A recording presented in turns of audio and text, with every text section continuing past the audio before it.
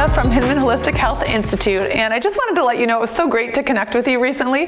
Mike and I hope you can tell, are really passionate about sharing the information that helped our family with as many other people as we possibly can. So if there's anything we can do to help empower you and inspire you to realize as a parent, you really are the expert on your child, and you know the most about the key elements that are going to impact their internal environment. Those 5 things that are part of their daily life every day, you have a huge potential and an opportunity to guide them to help shift things around and move in a direction that's going to propel them forward. One of the things we talked about was nutrition, right? So everyone knows, I think, nutrition plays a key role in how our bodies function. We know that what we eat affects how we feel. And today I wanted to share a little clip from our interview with registered nutritionist Karen Hurd. She's going to talk about one of the essential nutrients that is impactful for every single person. Whether your child has anxiety, allergies, ADD, or seizures, understanding this nutrient and its role in helping to cleanse the body and to really keep the body in strong working order is vital.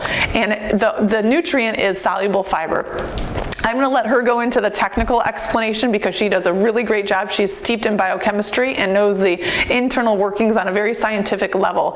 I'll give you the short overview so you can kind of get the general sense of where this is going.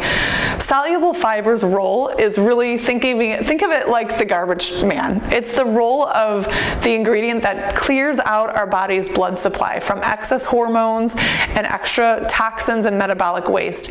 And especially as it relates to anxiety, ADD, ADHD, seizures, and allergies, all of those symptoms are the result of excess hormones in our body's blood supply. When we talk about that internal environment, that means there is high amounts of certain hormones, stressful hormones like adrenaline and cortisol, that are always present in your child's body. So in order for her or him to have different outcomes and reduce those symptoms, being able to clear that excess hormone level out is going to be such a huge step.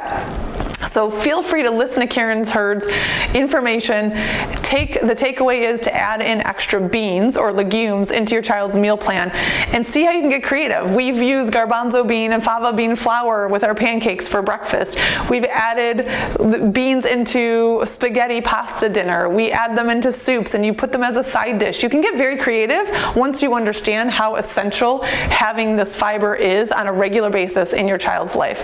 I will tell you, it's very important to have a proven step-by-step strategy and work with specialists when implementing the right amount of fiber for your child. And just to give a quick example, when Julia was on various medications, we were figuring out the right balance for her, because when she had high doses of fiber, up to 10, 15 times a day, it definitely cleared out the adrenaline to help her body heal, and it was also taking out some of the medication. So it's really important that you're working with specialists and have a proven strategy for how you introduce this into your child's life for their best healing. So enjoy the video, and I can't wait to speak with you soon. Another thing is we have left out soluble fiber. Soluble fiber is a key piece in all of people's lives, and we are one of the few countries who do not eat soluble fiber on a regular basis. Mm-hmm. Other countries eat it 2, 3, 6 times a day, but we don't. Soluble fiber is found in legumes. And the beauty of soluble fiber is that it has the capacity to bind with something called bile. It's fatty acids is what it binds with. Your bile fluids are made out of fatty acids. And the bile that we produce is made here in your liver. And the liver makes bile so that it can carry out the fat-soluble waste. You see, we're chemical beings. The number of chemical reactions per nanosecond is just incredible. I mean, it can't even be measured. It's so many.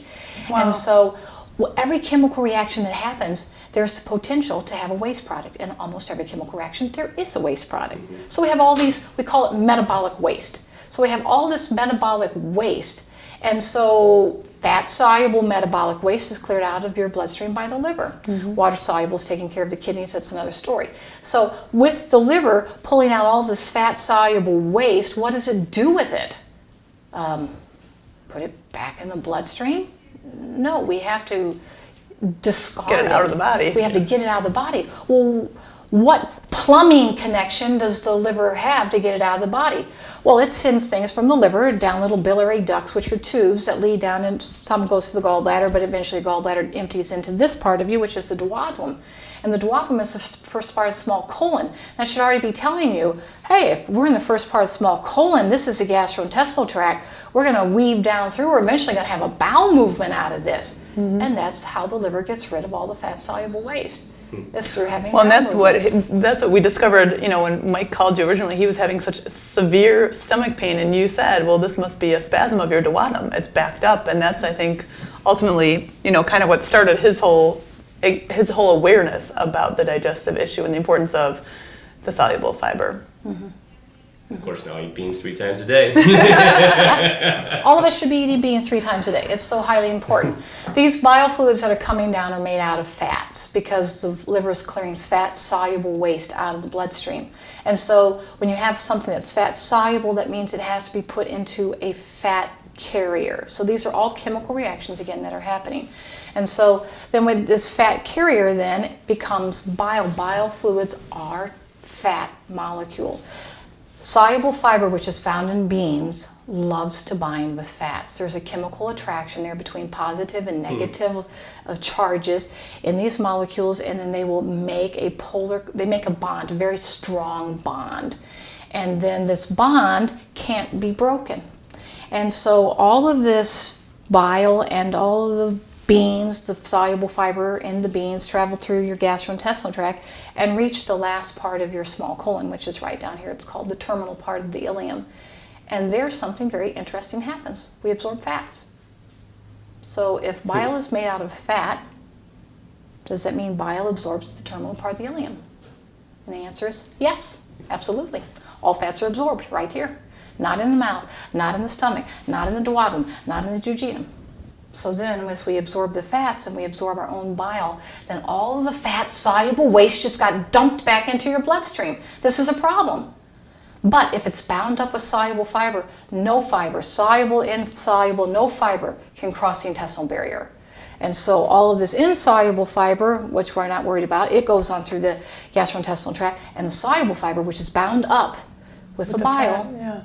Bile is saying, I gotta absorb here, and the soluble fiber is saying, no, you don't. We're going through the ileocecal valve and moving into large colon, and we're going to go out in the form of a bowel movement because I can't cross the intestinal barrier. We throw your bile away. If you throw your bile away, you throw away your fat-soluble waste.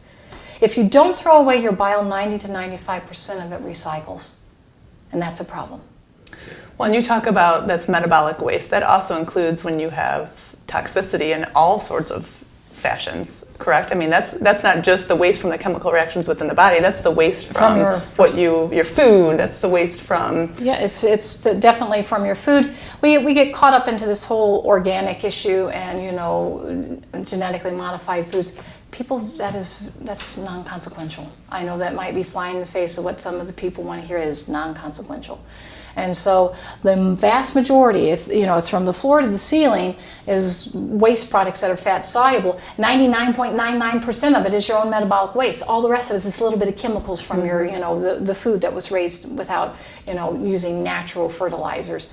The vast majority of it is your own metabolic waste and your own hormones. Your hormones are vast amount of waste, but that's part of your own metabolic waste. So I hope you enjoyed this information from Karen Hurd. She does such a great job of understanding all of the technical aspects of why fiber is so beneficial for us. And like I said, it was a huge piece for our entire family, and many of virtually all of the people that we have helped and worked with going forward have benefited from adding this fiber into their meal plan on a regular basis. If you haven't had a chance, I just wanted to remind you to schedule your free Vibrant Health coaching call with either Mike or I. The best way you can do that is click on the link in this message, and we can't wait to connect with you and really help to move you forward and create that crystal clear vision, uncover any stumbling blocks or hurdles that are slowing your progress, and to leave you feeling inspired and re-energized in how you're going to best support your child moving forward. Thanks, and we'll talk soon.